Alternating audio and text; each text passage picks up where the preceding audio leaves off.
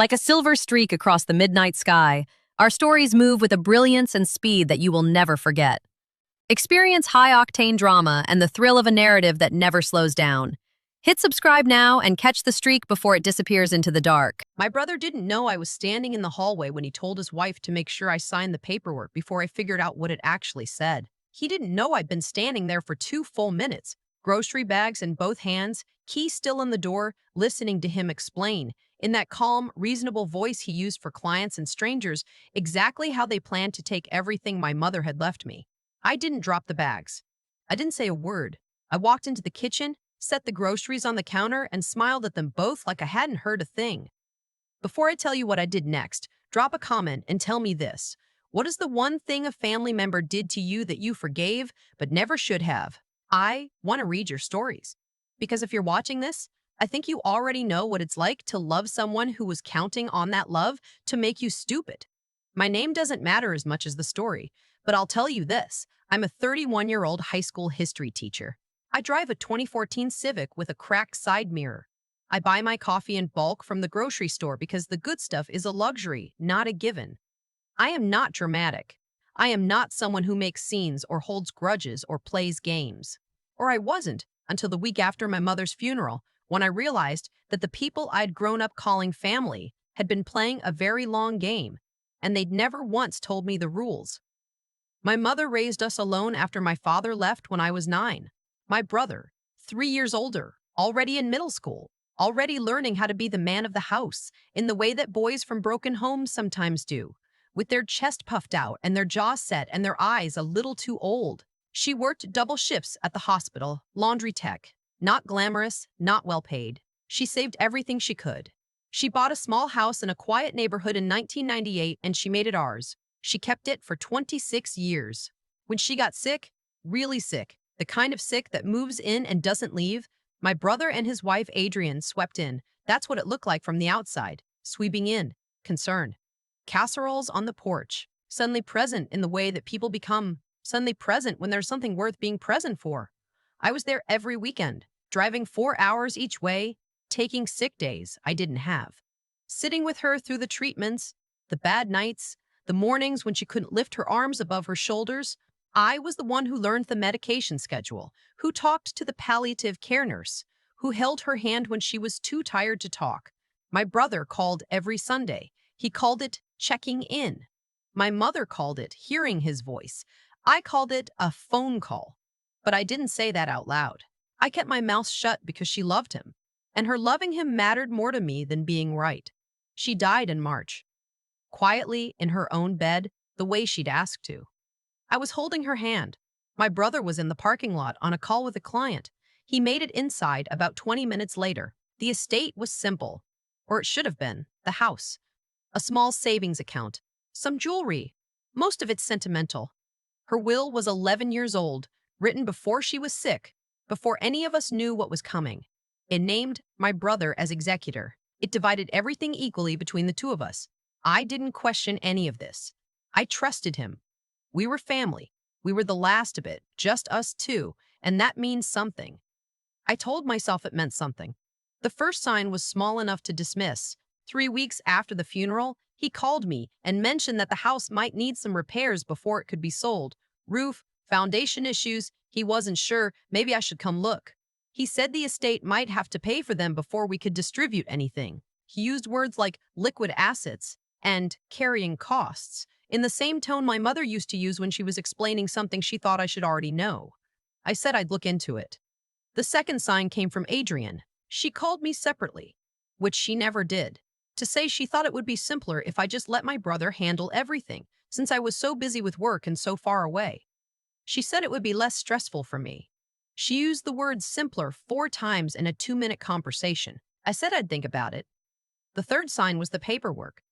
He'd driven up to my apartment, 3 hours, which he never did, under the pretense of dropping off some of Mom's things he'd cleared from the house. He brought 2 boxes and a manila envelope. The boxes held what I expected: some photos, her reading glasses, a coffee mug I'd given her in 2009. The envelope held a document I didn't recognize. He explained it quickly, the way you explain something when you don't want the other person to read it. It was a form to streamline the probate process, he said. Standard procedure. Just needed my signature to move things along. I said I'd read it first. He said it was just administrative. I said I'd still read it first. He left it with me and drove home. I read it that night at my kitchen table with a glass of water and a legal dictionary. I pulled up on my laptop. It took me 2 hours. I am not a lawyer, but I am a history teacher, and I know how to sit with a document until it gives up its meaning. What I was looking at was not administrative. What it was on the call log. What are the Ranskins? If I signed it, I was waiving my right to a formal accounting of the estate. I was agreeing that the executor, my brother, had full discretion over asset distribution. I was, in plain language, signing away my ability to ask questions. I set the paper down. I poured out the water and stood at my sink for a long time looking at the backyard. I didn't call him. I didn't call anyone. I went to bed and lay on my back staring at the ceiling and tried to remember every conversation we'd had since the funeral. Every phone call, every clipped answer when I'd asked about the timeline. Every time Adrian had mentioned how much the repairs might cost. Every time he'd said, "Trust me," like that was a substitute for information. I started counting. It was a lot. The next morning, I called a probate attorney. Not to fight anything, not yet, just to understand what I was looking at. She was patient and clear, and she told me two things that changed the shape of everything I thought I knew. The first, an executor is legally required to provide a full accounting of estate assets to all beneficiaries. That is not optional. That is the law. The second, the document my brother had handed me was not standard. It was not required. And if I had signed it, I would have lost almost all of my legal standing. I thanked her. I made an appointment. And then I went back to my normal life, teaching, grading, driving my cracked mirror Civic, and I waited. That was the week before I came home to get groceries. I'd taken a personal day to deal with some of the estate paperwork my attorney had asked for, copies of documents, dates, correspondence. I let myself into the apartment. I'd been subletting a room to save money, and I heard voices from the kitchen before I even got the door all the way open. My brother and Adrian, they didn't know I was there. My brother's voice was the one I'd grown up with, familiar as a sound in a childhood house, which maybe made it worse, that I could recognize it so completely, even when it was saying things I wasn't supposed to hear. He was telling Adrian that I needed to sign before I looked too closely. He said, "She trusts me." He said it not like it was a good thing. He said it like it was a resource. Adrian said something about the appraisal, about how the numbers looked better than they'd expected. He said they just needed the signature. Once I signed, there was nothing I could do. I stood in the hallway with 2 bags of groceries and a feeling in my chest that I can only describe as the specific cold of finally understanding something you already knew. It is not surprise. It is not anger, not yet. It is the quiet that comes right before. I walked into the kitchen. I put the groceries on the counter. I said, "Hey, didn't know you were coming up today." My brother looked at me, and for half a second I saw something move behind his eyes. The calculation of how long I'd been standing there, what I might have heard. Then it settled. Closed. Smooth. "Just passing through," he said. "Wanted to check on you." Adrian smiled. She is very good at smiling. I made coffee. I asked about their drive. I listened to my brother talk about traffic on the interstate, and I nodded, and I smiled, and I did not say a single word about what I had just heard him say. Because here's the thing about confrontation. It gives people a chance to build a wall. The moment you show your hand, they start laying bricks. And I needed them to walk into the room I was building without any idea that there were no exits. Before they left, my brother brought up the paperwork again. He asked if I'd had a chance to look it over. "I've been looking at it," I said. "Simple stuff," he said. "Really thorough," I said. "I have a few questions. Can I bring it to our next meeting and we can go through it together?" He hesitated for just a moment, one beat too long. "Sure," he said. "Of course." They drove home. I locked the door. I sat on the floor of my living room and breathed very slowly until the shaking in my hands stopped. Then I called my attorney. She told me to do 4 things. I did all 4. The first was to formally request in writing a complete accounting of all estate assets, the house, the savings account, everything. Executors are required by law to respond. This would also officially document that I was engaged, that I was paying attention, that I was not going to be handled. The second was to get an independent appraisal of the house. I hired my own appraiser. She went out to the property 4 days later. What she found confirmed what I had started to suspect. The house had not been assessed honestly. the repairs my brother had been citing, the ones that supposedly made the property worth less, the ones that were supposedly eating into the estate, were either minor or non-existent.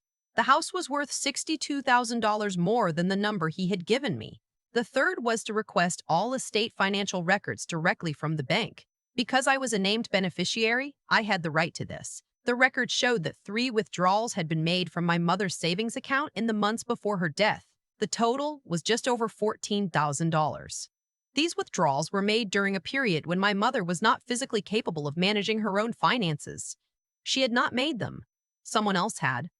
The fourth thing my attorney told me to do was to stop answering my brother's calls. I'm not going to tell you that was easy. There's a specific grief in the moment you fully understand that a person you grew up with has been lying to you.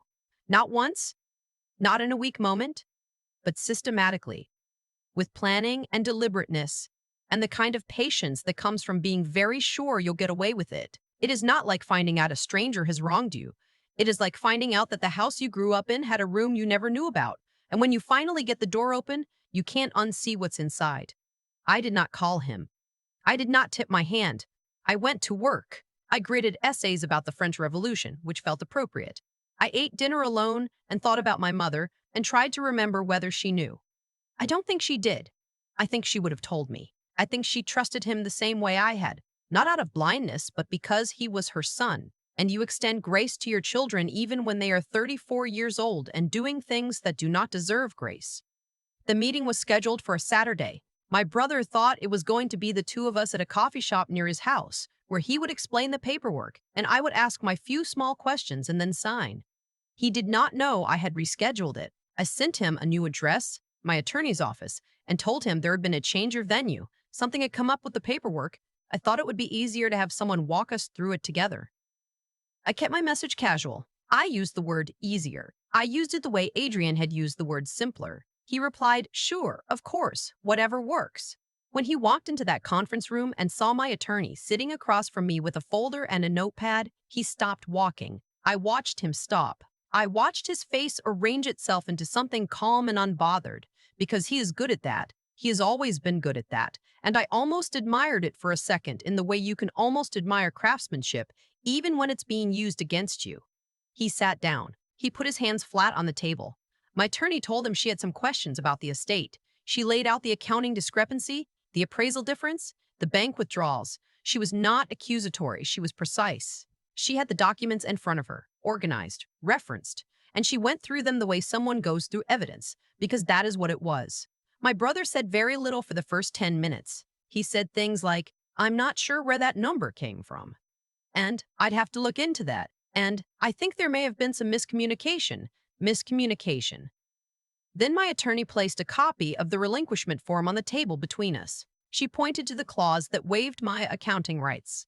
She asked him to explain why this document had been presented to a beneficiary as routine administrative paperwork. The room was very quiet. My brother looked at me for the first time since he'd sat down. I looked back. I want you to understand something about that moment. I had practiced being cold. I had practiced being unmoved. But sitting across from my brother, looking at his face, the face I had known since before I knew my own face in a mirror, I did not feel the satisfaction I had expected. I felt something much heavier and much sadder and much more honest. I felt the weight of every year I had trusted him. I felt what it costs you to finally put that trust down. He didn't confess. Not in any dramatic, clean way that makes for a satisfying story. He deflected, then minimized, then said that everything he'd done was in the best interest of the estate, that he was trying to protect the process from becoming complicated. He said I was making this harder than it needed to be. Adrian wasn't there. It was just the two of us and my attorney and the paperwork and the truth, which doesn't need a lot of space once it's finally in the room. Before we left, my attorney filed a formal complaint with the probate court. The case was opened. The $14,000 was cataloged as a suspected misappropriation. The house was reappraised at the correct value. My brother was required to step down as executor, and a court-appointed independent administrator was brought in to finalize the estate. It took 4 more months. My half came through in July. I sat in my car outside the bank for a while after I checked the deposit confirmation. Not crying exactly. Something adjacent to it. I thought about my mother working doubles in the laundry room of a hospital, folding other people's sheets for 31 years, saving what she could so that her kids would have something. I thought about how much it would have cost her to know. I thought about my brother at her funeral, hand on my shoulder, voice steady, saying we'd get through this together. I bought a plane ticket that afternoon. I had never been anywhere. I picked somewhere I'd always wanted to go, somewhere with no attachment to anyone or anything I'd known. I spent 2 weeks there. I walked through cities that did not know my name. I ate alone at tables with good views. I slept the full, flat sleep of someone who is not waiting for anything. My brother has called me twice since the case closed. I have not answered. I have not blocked him either. There is a difference between not wanting to hear someone's voice and needing them to be gone completely, and I am still learning where that line is. Adrian sent a text message. It said, I hope you know we never meant for things to go this way. I read it once. I did not respond. What I know is this. I did not set out to hurt anyone. I did not go looking for a fight.